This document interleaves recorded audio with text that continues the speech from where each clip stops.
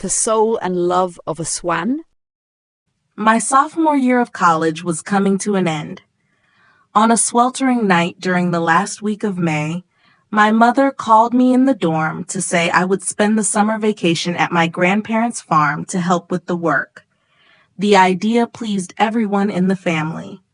As for me, I wasn't entirely convinced, but I comforted myself by thinking it was only one summer after all.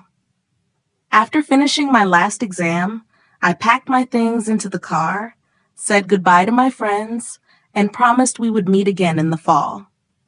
Most of them were also heading home. The drive from school to the farm took 3 hours.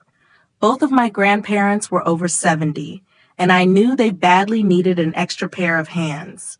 My grandfather could no longer handle the haying on his own, nor keep up with repairing the barns and countless other chores. That evening, I arrived late. My grandmother had cooked such a large meal that the 3 of us couldn't possibly finish it.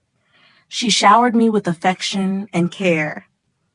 I thought her warm welcome might fade once I had been there for a while, but it didn't. My grandfather, meanwhile, wanted to hear everything about my life. By bedtime, I thought things would be fine. After all, it was just one summer. The next morning, my grandfather prepared breakfast for the 2 of us. He said my grandmother was tired after the previous day's hard work and would sleep in.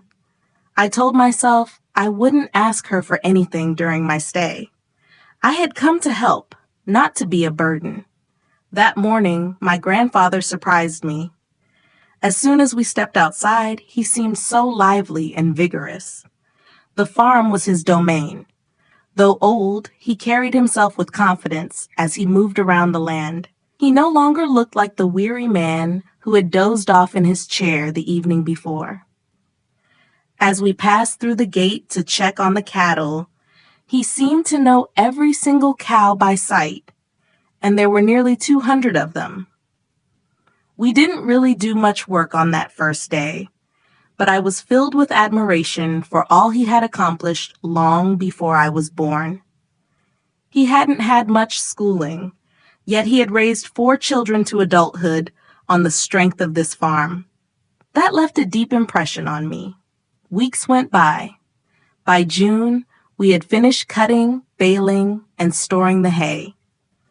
I grew accustomed to working alongside him every day. He always had a clear plan in his head, and each day we simply carried out a part of it.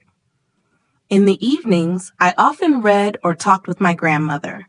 She never tired of hearing about school or anything related to me.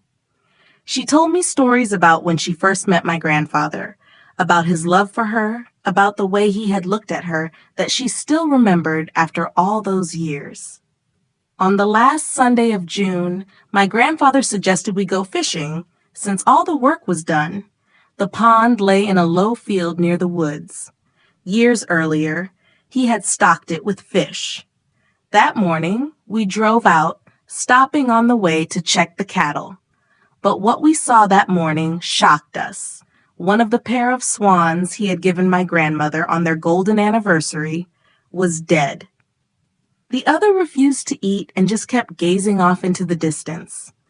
"Why don't we buy another one to replace it?" I suggested, hoping to make things right. He thought for a while. At last he said, "No, it doesn't work that way, son. You see, swans only have one mate for life." Gesturing with his free hand while holding the fishing rod with the other, he continued, "With other creatures, maybe, but not swans.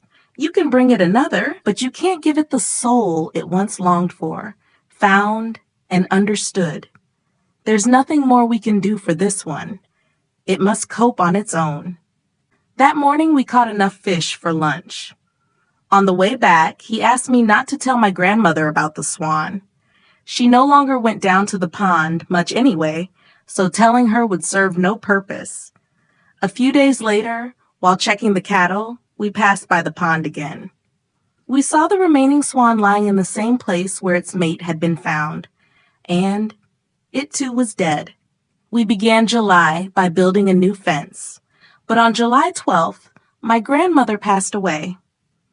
That morning I overslept, and my grandfather didn't knock on my door. It was nearly 8 when I hurried downstairs. Dr. Morgan, their longtime neighbor since retirement, was sitting at the kitchen table. I had seen him visit our home a few times when needed. I knew instantly something was wrong. His old black medical bag was beside his feet, and my grandfather was trembling. My grandmother had died suddenly of a stroke. My parents arrived that same afternoon, and soon relatives and friends gathered at the old house. The funeral was held the very next day, because my grandfather insisted it be as soon as possible. At breakfast 2 days after the funeral, he said, "This is a busy farm. We still have much work to do. Everyone else should get back to their own lives." By then, most of the family had left. That was his way of saying it was time to go. My parents were the last to leave after lunch. My grandfather was not the sort of man to show his grief openly. We all worried about him. The family discussed persuading him to give up farming. My parents thought he was too old to live alone there, but he paid no mind to such talk. I was deeply proud of how firmly he stood his ground. The rest of the summer passed. We kept busy with chores. I sensed something different about him, though I couldn't be sure. I began to wonder if he might live better with someone else, but I knew he would never leave the farm. As September drew near, I found myself reluctant to go. I even considered skipping the fall semester to stay with him longer, to ease his loneliness. But when I mentioned it, he immediately refused, saying my place was at college, not on the farm. At last, the day came to pack my things and leave. I shook his hand and hugged him goodbye. Driving away, I saw him in the rearview mirror, waving, then turning back toward the fields to begin his morning cattle rounds. That is the image of him I have always carried in my heart. One stormy morning, my mother called the college with news of his death. A neighbor who stopped by for coffee had found him in the kitchen. He, too, had died of a stroke, just like my grandmother. In that moment, I finally understood what he had tried to explain to me about the swans that morning by the pond. That is the end of today's video. Don't forget to like and subscribe to the channel. And now, goodbye and see you in the next video. Have a great and joyful day.